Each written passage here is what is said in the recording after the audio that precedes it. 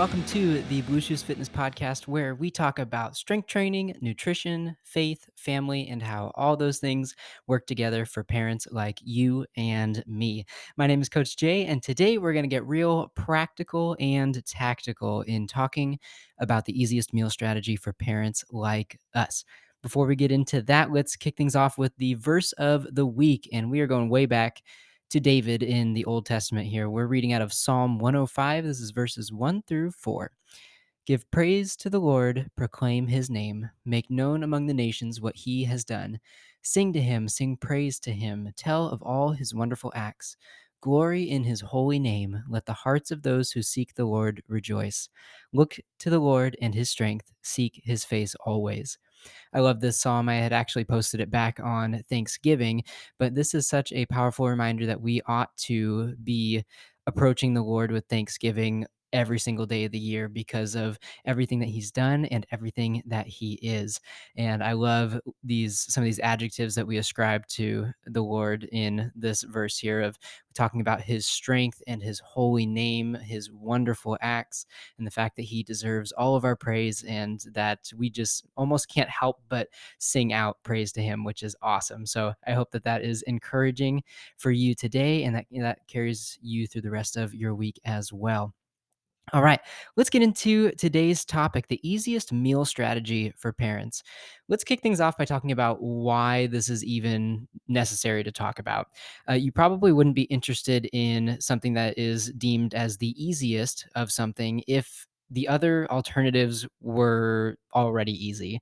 And when it comes to nutrition and just eating in general, as parents, this is something that takes on a whole slew of layers beyond just feeding yourself for the sake of making yourself full and happy.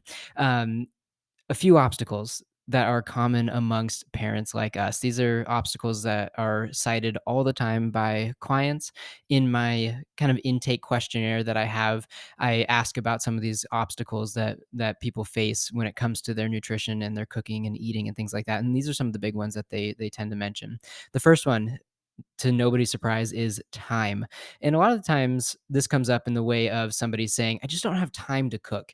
And that's only part of it. That's only part of the problem that is kind of further compounded by everything that we're dealing with. It's not just the cooking that is part of it, but it's the planning.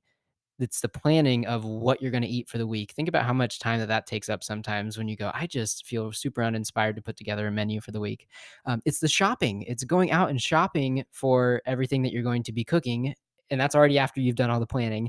And then you get to the cooking part of it. And then the part that gets everybody is the cleaning, right? So when we talk about time related to your meal strategy of however it is that you approach mealtime at home, it's not just the time to cook. And sometimes people will go, oh well, you just need to meal prep, or you just need to outsource that to a meal prep service or something like that. But that doesn't quite solve all of the issues. There's still a lot of planning involved with that takes up time. The next thing is the concept of decision fatigue. And if you've never heard of this concept, it's this idea that over the course of the day, you make hundreds, if not thousands, of decisions in one capacity or another, of one size or another. Sometimes they're very small and inconsequential, and sometimes they're very large decisions that are very important, and you need to have a clear mind when making those. And with every decision that you make over the course of the day, that takes some level of energy. And to a degree, it even takes some level of creativity. You're having to sort of pave the road forward, even if it's something that is not super important. Something like maybe what you eat for breakfast and what you wear for the day. These are things that you're probably not going to have like a fatal option of going, oh, that was the wrong choice, you're done, kind of thing. That's likely not the case. But even with those small decisions, those add up. And this concept of decision fatigue associates the compilation of all those decisions and adding up to requiring lots of energy over the course of your day. And so decision fatigue is a big obstacle for a lot of people, where especially think about early in the morning, and we'll talk about this in a moment. Think about early in the morning where you're maybe a little groggy and you're thinking, I don't really want to make tons of decisions right off the bat. I don't want to make these big important decisions, and you might not even want to make the small ones either. And so we'll talk about how we can get around that here in a second. Another thing for us parents is the idea of sharing family meals. This is no longer, and perhaps if you're a parent and you've been married for a while, this has been pretty far removed from you, but there was a time where you were probably only thinking about yourself and your own needs and preferences when it came to meals. However, that is no longer the case and has probably not been the case for a while. So perhaps you've gotten around this obstacle, but for a lot of people this kind of ends up being something that trails them along with them from one meal to the next and even one year to the next of going, okay, this doesn't seem to be getting any easier to be able to put together meals that are healthy and filling and meeting up all of the preferences of everybody in the family. And that can be a little bit of a stressor for sure and a big obstacle for a lot of people. And then the fourth one that I wanted to mention here, which is something that a lot of times clients don't bring up on their own, but it does kind of come out through the more that we talk about their current meal strategy and their current nutrition, is the obstacle of getting enough protein. A lot of people struggle to get in enough protein, and that's not just getting enough protein for the sake of maintaining their current body composition and all of that, but a lot of times people will come in with goals that require, or at least that would be benefited by, having a higher protein intake than what they're currently taking, whether it's building muscle mass and strength, whether it's losing body weight or body fat. Um, Eating enough protein can be a difficult thing if that's not something that is natural for you. For some people, protein is one of their go-tos, that if they are hungry or if they just want a snack, that they might reach for something that is naturally going to be higher in protein. But for a lot of us, that's not quite the case. And so getting in enough protein can be an obstacle that is just kind of further compounding all of these other things that we've talked about, where if you're trying to do everything with the in the most efficient way possible that doesn't require as much time, that doesn't require as much decision making power, doesn't require you to have to divide and conquer when it comes to your family meals, much less if you're trying to hit any sort of specific calorie or macro goal with protein, then you have a lot of potential obstacles on your hand. So, what does this easiest meal strategy for parents look like? The idea is we want to address each of these obstacles that we've just talked about in a way that doesn't cause additional stress by trying to implement this strategy. And so, one of the big keys to this is the fact that this is not a prescription meal plan, or you can't eat this or you have to eat this. This is just a template. This is a template that I've seen work in my life for many, many years. And I've shared it with many of my clients, and they've found that this has really alleviated a lot of those obstacles as well. And so, you can listen to these couple steps that I'm going to talk about here, and you can run that through the filter of what that looks like in your everyday life, and if some of these things might be applicable and if they might be helpful. This is not a law of the land sort of proprietary system here. This is just a strategy that I've found that works. And the only proprietary part is that there's some alliteration going on here. So we have four pieces of this strategy, and they all start with S. So the four pieces of this easiest strategy are same, similar, shared, and stored. So let's walk through those. Same. As you may have guessed by what we've talked about so far, a really easy way to simplify your meal strategy is to have the same breakfast every single day.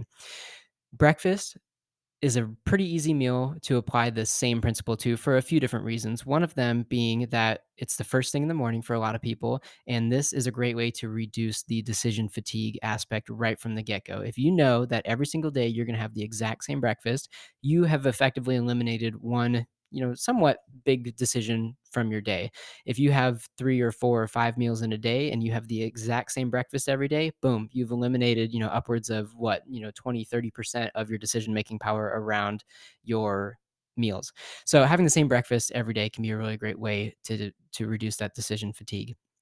Another thing is that breakfast tends to be, out of all the meals, it tends to be kind of a solo meal for a lot of people and for a lot of families. And in my head, gone are the days, and maybe your family does this, and I admire it if you do, but gone are the days where on a day-to-day basis, on a regular basis, where preparing a full course.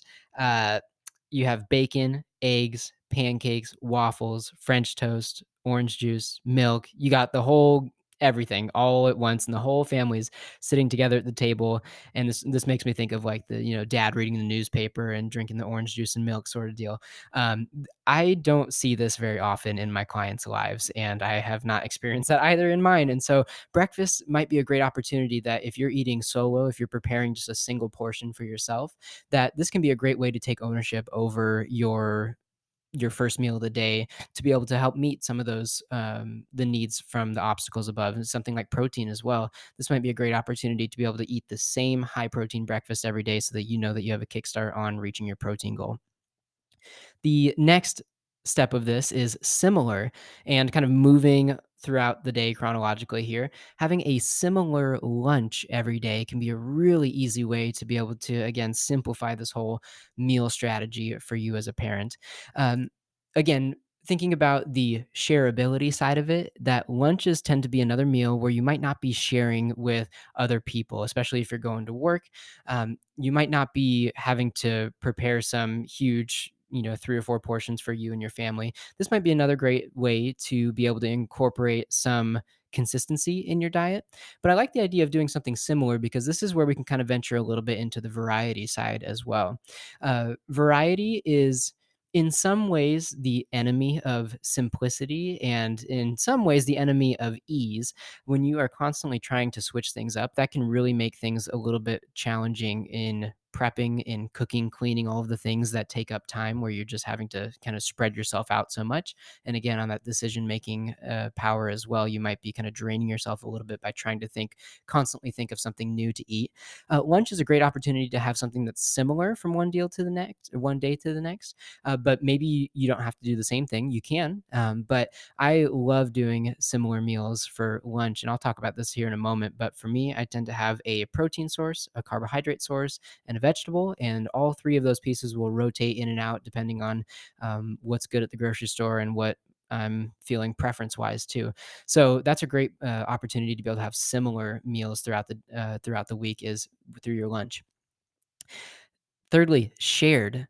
This is talking about dinner, and this is a great opportunity to think about how, whether you're sitting down at the table as a whole family all at once or not, a lot of the times families will have shared family meals. Even if, like I said, even if you're not sitting down at the table all together, you might be having something that you've prepared, 3 or 4 or 5 portions of, and your family can kind of pick out as their schedule allows. And in that case, that's a great opportunity to focus on to kind of further go down that variety continuum, and think about how your family dinner might be a great opportunity to be able to explore some new foods for yourself or for your kids. This might be an opportunity to be able to work on your micronutrient game too, especially if your breakfast and lunch is somewhat, in my case, it's somewhat boring and not very micronutrient heavy. This might be a great place to focus on some of that as well. For a lot of people, dinner tends to be their calorically largest meal. And so this could be a great time to be able to get in some extra protein as well. And so having a shared focus on your dinner side of things, whether it's just you or your whole family, this is a great way to be able to include some variety that might help you stick with the same and similar meals that you've had earlier in the day, because you don't feel like you're being so restrictive from one day to the next. And then fourthly, we have stored, and this is talking about snacks and having go-to snacks on hand. If you have even if it's a rotation of a handful of different snacks, if you have various snacks that are kind of in your rotation on a regular basis that go through your house, this can be a great way to be able to stick with your goals no matter what they are, in order to keep you full, in order to boost your protein over the course of the day, in order to get micronutrients or fiber or whatever the purpose of your snacks are at your house, even if it's just to have something that's tasty throughout the day in between meals. Having go-to snacks rather than just a constant carousel of a bazillion different snack items or maybe dessert items or things like that. This can be a great way to be able to have a general idea of what's going into your body from a macro and micronutrient point of view and calorie point of view. If you are, for whatever goal that what that looks like for you, if you are trying to keep some sort of mental tab on your calories in, your protein in, your carbohydrates in, your fat intake, all of those kinds of things can be simplified by having just a handful of different snacks that you have on hand. And so having those on hand can make things a lot easier rather than being in a panic and going, oh my gosh, I'm hungry right now. I need to scarf down whatever I can find. But if you have some kind of a rotating set of snacks that you have on hand at your house, I think about getting snack foods from Costco in bulk, where you get like a 50 pack of single servings of goldfish or fruit snacks or applesauce or whatever it is. That's a lot of what we go through at our house. So, with this strategy, the idea of same, similar, shared, and stored, having a same breakfast, a similar lunch, a shared dinner, and then having some go to stored snacks on hand, we need to talk about the bigger picture here. This is not just about blindly following this. And again, this is a template that I want you to pick apart and choose the pieces that fit with your life that would make your life and your nutrition and meals easier. Let's look at the 10,000-foot view of the principles behind the strategy here.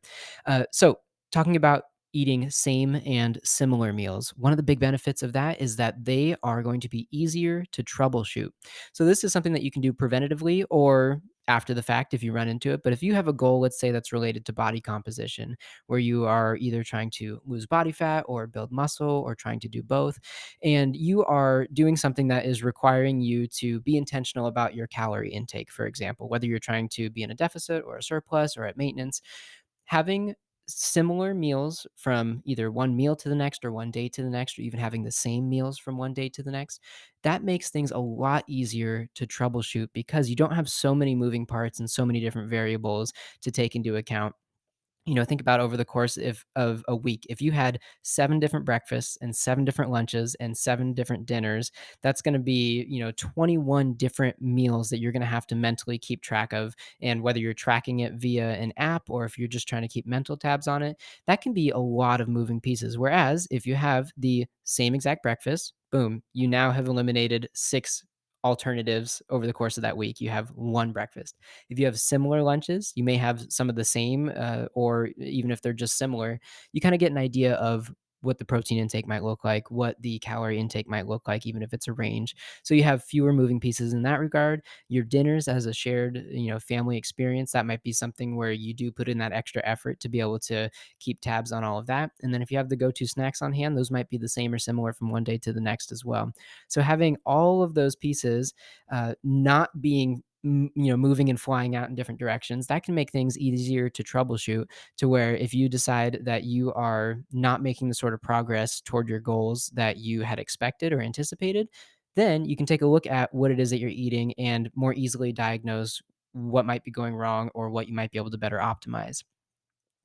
The same thing goes with the general kind of principle behind a lot of this here is having simple meals, and that goes along with the troubleshooting side of things. Simplifying your meals as far as having fewer ingredients in your meals and having fewer different meals from one day to the next or one week to the next. Those are going to be, again, easier to track, easier to plan, easier to shop for, easier to cook, easier to clean up after. You just have fewer things that you have to then make decisions about or spend time on. And that can be a great way to not only simplify your actual meals themselves, but to simplify the mental component of this as well. And that is something that I am a huge proponent of. And if you've seen any of my stories around my lunches that I post, I always talk about how boring they are. And I try to spin that in a really positive light because I love my boring lunches because they are easy to track, easy to plan, easy to shop for, easy to cook, easy to clean up after. And so that is something that can be a really big benefit. If you get nothing else from this episode, think about simplifying your meals and how much that might take a load off of you mentally and energetically or creativity wise. That might be a good takeaway for you here. Along with all of this, there's a degree of built-in flexibility by having a template that you're following as opposed to a strict law of the land, do's and don'ts, can and cannots. Having a degree of flexibility in your diet can really help with some of the either anticipated and regular occurrences that might take you off of what you would how you'd normally be eating. Something like the weekend, for example, that every Saturday and Sunday or whatever your weekend looks like, you know that it's coming up every single week. And it should not surprise us that, oh my gosh, it's Saturday and oh, it's Sunday. Like we know that that's coming up in the schedule. And for a lot of people, something like Friday night all the way through Sunday night can be a really difficult time to be able to stick with their goals nutrition wise. And so, if you have a template that you're going off of during the week, you can continue that into the weekend. You can intentionally uh, go off of that template over the weekend. But as long as you know what you're doing and you aren't so surprised by it, you can build that into your schedule, no problem. You can build that into your goals, and that might be a great way to be able to go around that.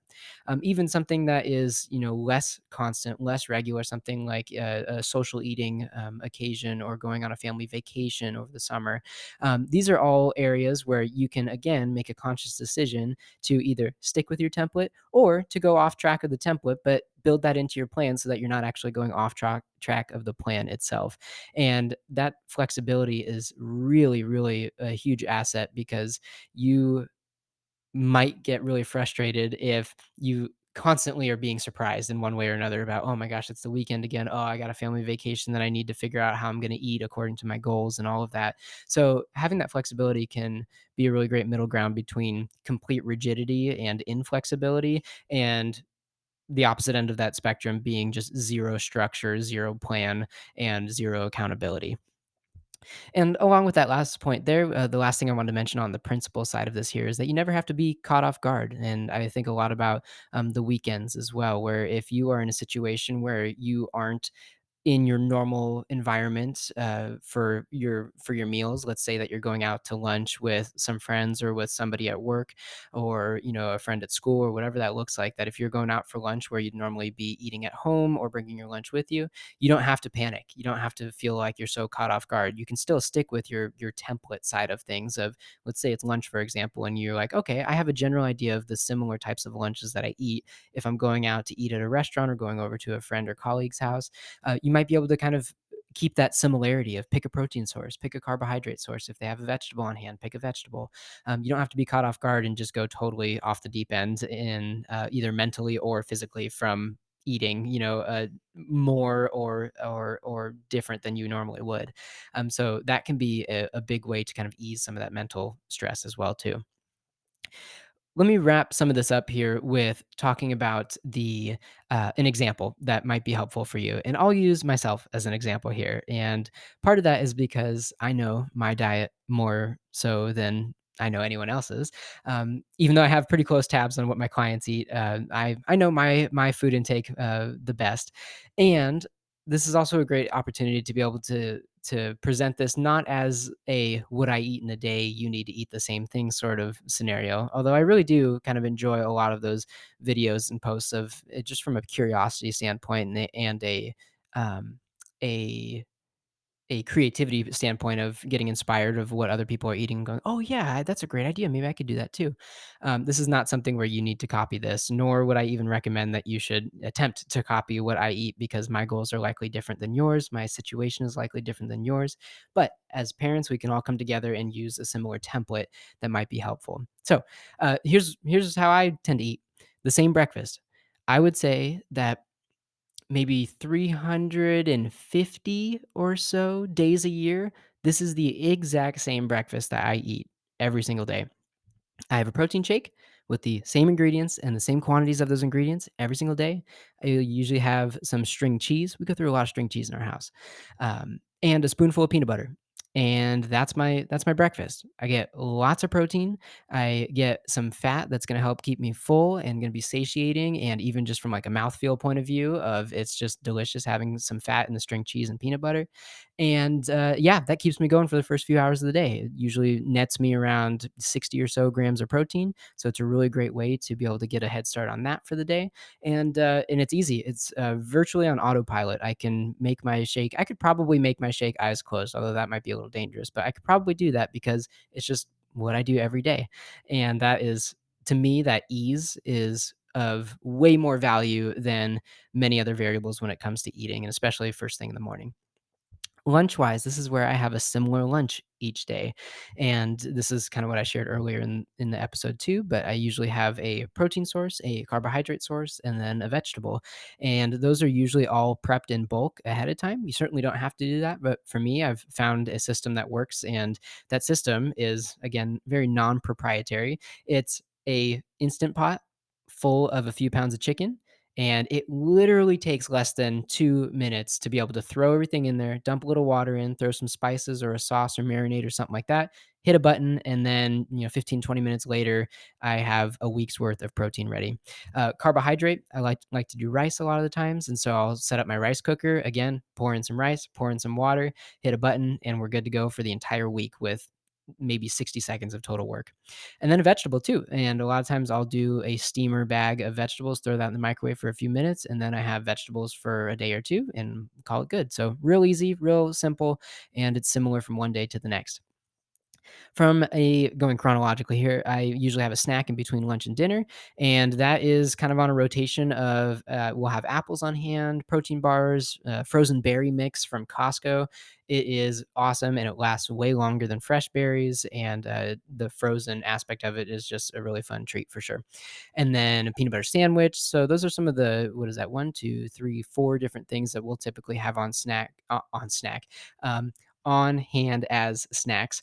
And I kind of have a general idea of, okay, I know what's in an apple in terms of the calories, in terms of the carbohydrates. I know I get the same protein bars every time, and so I have a general idea of what that looks like. Same thing with the berries. I have the same size serving of those. So even if I don't keep physical track of, I don't know exactly how many calories are in each serving. I know that I have the same serving each time. My peanut butter sandwich is the exact same every single time. And so, again, from the troubleshooting side of it, that can make it really easy to go, oh, okay, if I want to cut out 300 calories for my goals, then I'll just skip the peanut butter sandwich that day. If I want to add in 300 calories, I'll have another peanut butter sandwich. That sort of mentality makes it really easy to be able to diagnose and move forward on toward my goals. And then from the dinner side of things, this is where we share a meal. And like every family, or like most families, we have some classic staples that we rotate through. And if you've been over for dinner at our house, you've likely had Amanda's infamous white chicken chili. We go through a lot of that, and it's the bomb. It's the best, and we're kind of known for that. And it's kind of a running joke in our family. Something like pasta with meat sauce, nothing fancy, but it's delicious and filling. We'll do a sheet pan meal where we have potatoes and onions and bell peppers and usually some kind of kielbasa. We go through, we've been having fun experimenting with frozen meals from Costco. And so their orange chicken that they have in their frozen aisle is the bomb. We'll throw that over some rice, and it's fast and easy, and cleanup is super fast and easy as well. We'll do usually like a weekly taco night. We'll do homemade pizza every once in a while, which takes into account the whole family. We'll get the girls making pizza with us, and inevitably it ends up in a big mess of throwing cheese everywhere. And it's just a ton of fun. It's a good time, and we love getting them involved with that as well. So those are some of the ways that we will share dinners. But again, they're kind of similar, maybe not one meal to the next, but the fact that we have, 6 or 7 or 8 different dinners that we tend to put on rotation for the most part, we kind of have an idea of what we're intaking and what we're getting in from that.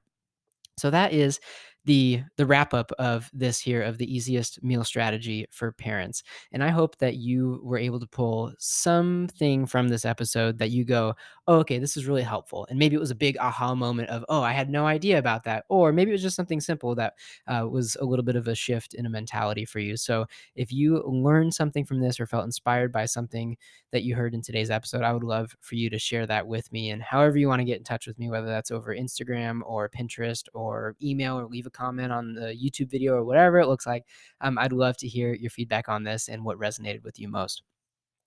As a real quick personal update here, one of the things that I'll maybe talk a little bit more about later on, but the big exciting thing that we're gearing up for in our lives as a family is that in about 3 weeks' time, over the course of New Year's, we Amanda and I are going to be going to Israel with our church group, and I am so excited. And I finally feel like we're close enough to get excited about it now. So that's what's going on in our life, and we are just super pumped and jazzed about that. All right. So outside of that, this is where I'm going to ask you for some feedback on today's episode and to ask for future podcast topic ideas. And I feel comfortable now that we're a few episodes deep into this. If you've been enjoying this new season of the podcast, of the Blue Shoes Fitness podcast, would you leave a review for us? Would you leave a review and let me know what you think about about maybe a specific episode or the podcast as a whole, and how you've been impacted as a parent from listening to this? All right, that's it for today's episode. I'm Coach Jay. Thanks for hanging out with me, and we'll see you next time.